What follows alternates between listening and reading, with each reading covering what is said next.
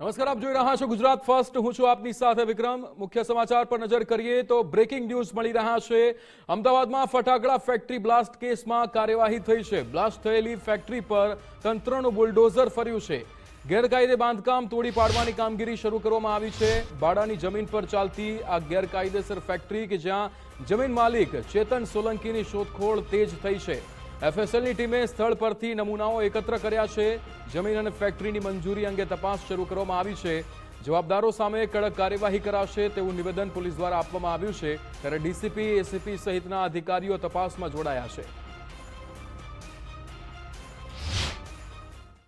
ગઈકાલે જે બ્લાસ્ટની ઘટના થઈ ત્યારબાદ જે ગેરકાયદેસર રીતે જે ફાયરવર્ક્સનું જે કારખાનું હતું તે ચાલુ હતું તે અનુસંધાને એએમસી સાથે સંકલનમાં રહી અને જગ્યાના માલિક સાથે સંકલનમાં રહીને આ જગ્યાએ જે અલગ જે ગેરકાયદેસર બાંધકામ હતું તે પોલીસની હાજરીમાં તેઓને તોડી પાડવાની કામગીરી કરવામાં આવી છે.